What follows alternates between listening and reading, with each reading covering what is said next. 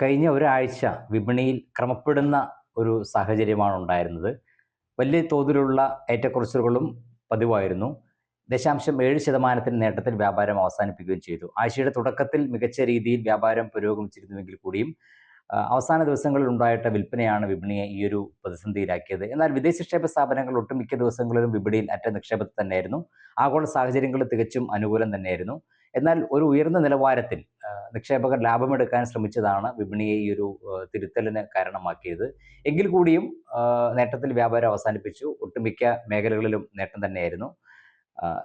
പ്രധാന സൂചികയായി നിഫ്റ്റി 23,500 എന്ന നിലവാരത്തിൽ ആണ് ഇപ്പോൾ വ്യാപാരം തുടരുന്നത്. 23,800 എന്ന നിലവാരമാണ് ഏറ്റവും പ്രധാനം. ആ ഒരു നിലവാരത്തിൽ നിലനിന്ന് വ്യാപാരം നടക്കുന്ന ഒരു സാഹചര്യത്തിൽ മാത്രമേ ഇനി മുന്നോട്ട് നീങ്ങാനുള്ള സാധ്യത കാണുന്നുള്ളൂ.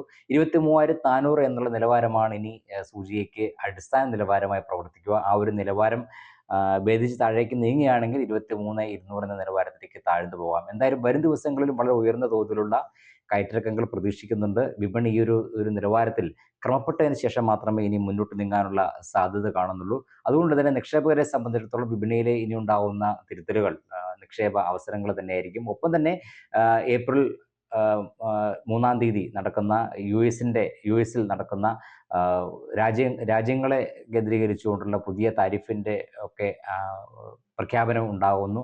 അത് ഒരു പരിധിവരെ വിപണിയുടെ ആഗോള വിപണികളെ സ്വാധീനിക്കുകയാണെങ്കിൽ അതിൻ്റെ ഒരു പ്രതിഫലനം നമ്മുടെ വിപണിയിൽ ഉണ്ടാവും. ഏപ്രിൽ 2-ാം തീയതി റിസർവ് ബാങ്കിന്റെ പണനയ അവലോകന യോഗം നടക്കുന്നു. നിരക്ക് കുറയ്ക്കൽ ഉണ്ടാവുകയാണെങ്കിൽ അത് വിപണിക്ക് പ്രോത്സാഹനമാകാം.